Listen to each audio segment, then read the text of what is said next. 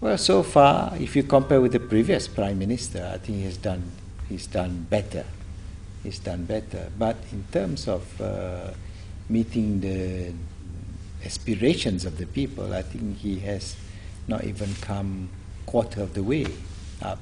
He's laboring on this One Malaysia slogan that he has introduced, which I think is a side issue. To me, the main problems are those matters I referred to just now: corruption, security, education, and what's the other thing? Economy. These are the main problems he has to tackle, not about the performance of agencies or ministers. You can't measure that actually. I don't believe in it. In the performance of a corporate organization, probably you could look at the bottom line and how the management has performed.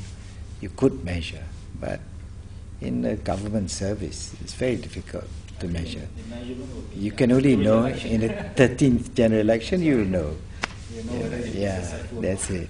You cannot measure for sure as to whether a government has performed well or whether a minister has done well. Cannot tell. The next elections is 3 years away. If you go through the normal run of things, and he's got 3 years to prepare himself, whether he's prepared to take bold steps in trying to reform all those things that needs to be reformed, that is anybody's guess.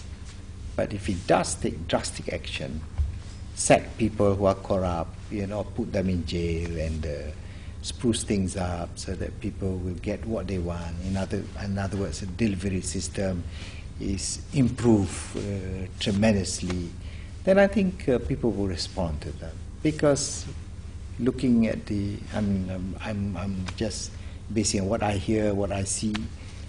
Even the opposition is not able to put things together, and people are also getting a bit disenchanted, with the opposition, and there's so much news. Probably this is all engineered by the people in power, but no matter what they may have done, but people are reading different things into different happenings, and I think until and unless the opposition can put their acts together, people are not going to ditch a government that has been there, however bad it may be.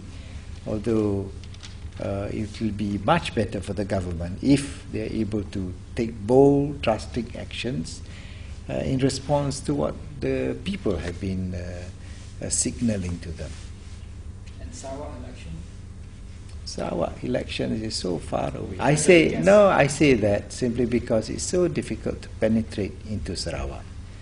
It's as big or bigger than a peninsula, and access is so difficult because not just the terrain, the communication is difficult. We may look at it and we think we could win the people over, but they're all over. It's so far to get to them, and they speak different lingo. The Melanaus, the Kap, the Ibans, the Land Dayaks, they're all different people, and it's not easy. Even the Chinese there, the Kuching Chinese from the Cebu Chinese, there are different crowds of people entirely, and there's so many parties involved. I think so. And money is a big factor there. You don't go in with big money, there's no way you can change the attitudes of the people. I mean, talking from the practical side, not that I'm encouraging use of money or money politics, no, but that's how the game is played. That's how the game is played. Although you hear of all kinds of stories out of Sarawak, but it's not easy to have access. You go in there before the election, suddenly you find all the helicopters have been chartered, all the boats have been requisitioned by the ruling party. Where do you go from there? You can't even go up the Rejang River, It's so big a river, and people living, straddling along that river. It's so difficult to communicate, And campaigning period is 7 days. How do you get from point A to point B? It's not easy. I'm surprised that only certain people who are involved in the administration and management of the PKFZ are taken in for questioning. But what about those big players? The people who are the decision makers, from the Ministry of Transport, I'm not suggesting any of them are responsible, but why? Does it mean that only these people are involved? The others are not. I mean, those people who buy and sell properties, who